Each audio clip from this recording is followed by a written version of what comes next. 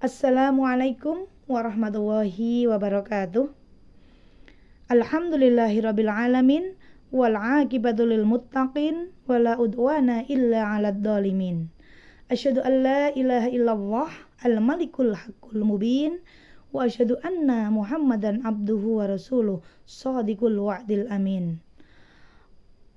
Allahumma salli wa sallim ala Muhammadin wa ala alihi wa ashabihi ajma'in. Qala Allahu ta'ala fil Qur'anil Karim, a'udzu billahi minasyaitonir rajim. Bismillahirrahmanirrahim. Wa'bud rabbaka hatta ya'tiyakal yakin. Ibunda Aisyah rahimakumullah.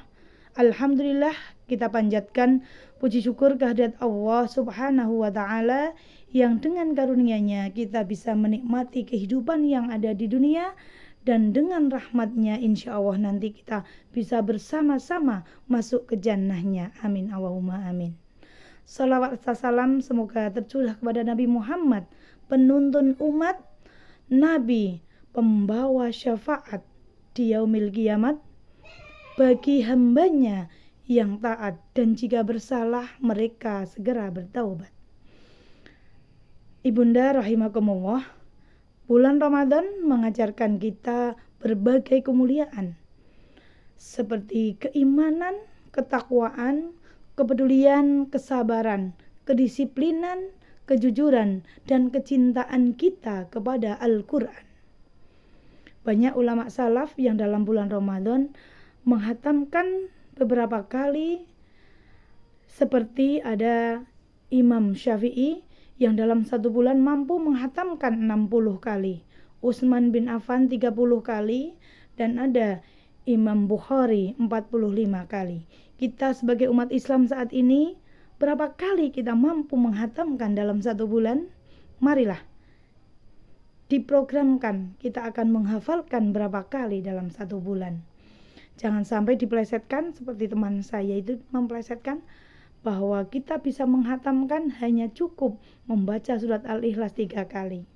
Dalam sebuah riwayat memang dikatakan Bismillahirrahmanirrahim, Qul huwallahu ahad ta'dilu sulusal Qur'an, bahwa Qul huwallahu ahad atau surat Al-Ikhlas itu sebanding dengan sepertiga Al-Quran.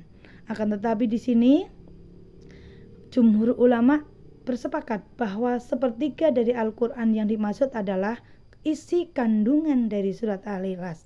Karena di dalam Al-Quran, sepertiga adalah berisi tentang akidah, sepertiga berisi tentang janji dan ancaman, dan yang sepertiga berisi tentang hukum-hukum. Jadi, sepertiga Al-Quran yang dimaksud adalah isi kandungannya, bukan pahalanya. Ibunda Aisyah rahimakumullah, Allah menurunkan Al-Quran itu tentunya ada fungsinya. Di antara fungsi diturunkannya Al-Quran, yaitu yang pertama, Al-Quran sebagai petunjuk manusia di seluruh dunia dalam menghadapi kehidupan menuju akhirat kelak.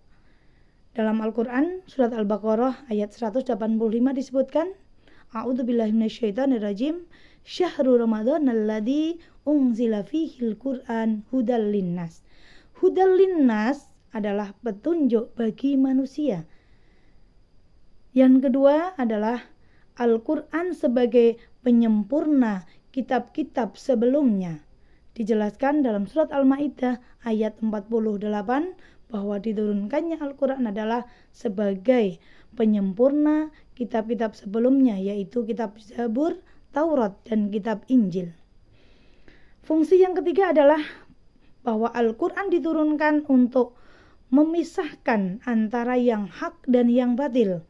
Seperti dalam surat Al-Furqan ayat 1. Dijelaskan di sana bahwa Al-Quran adalah pemisah atau pembeda antara yang benar dan yang salah. Kemudian fungsi yang selanjutnya adalah bahwa Al-Quran diturunkan sebagai rahmatan lil alamin yang bisa dipanutkan, bisa dipanuti bagi umat seluruh alam. Adapun fungsi yang kelima adalah Al-Quran sebagai sumber hukum Islam dan sebagai obat bagi semua penyakit. Karena memang penyakit itu datangnya dari jiwa kita yang akhirnya bisa menimbulkan jasmani kita itu menjadi sakit. Kemudian fungsi selanjutnya bahwa Al-Quran adalah peringatan dan nasihat untuk manusia agar tidak tersesat jalannya. Itu disebutkan dalam Al-Quran surat Al-A'raf ayat 2. Dan yang terakhir adalah Al-Quran sebagai mukjizat terbesar Nabi Muhammad. Dalam surat Al-Hijr dikatakan, A'udzubillahi minasyaitonirrajim, Inna nahnu nazzalna dzikra wa inna lahu lahafidun. Bahwa Allah lah yang menurunkan Al-Quran dan Allah juga yang akan menjaganya. Untuk itu marilah pada bulan Ramadan ini kita berbanyak membaca Al-Quran. Karena di dalam bulan puasa pahala dilipat gandakan. Kita berdoa kepada Allah, semoga Allah merahmati kita dengan Al-Quran. Semoga Al-Quran bisa menjadi cahaya bagi kita, petunjuk bagi kita. Ya Allah, ingatkanlah jika kami lalai terhadap apa yang diajarkan dalam Al-Quran, dan ajarkanlah kami jika memang kami belum tahu apa yang ada di dalam Al-Quran. Demikian yang dapat saya sampaikan, semoga bermanfaat. Akhirul kalam, billahi taufiq wal hidayah, waridha wal inayah. Wassalamualaikum warahmatullahi wabarakatuh.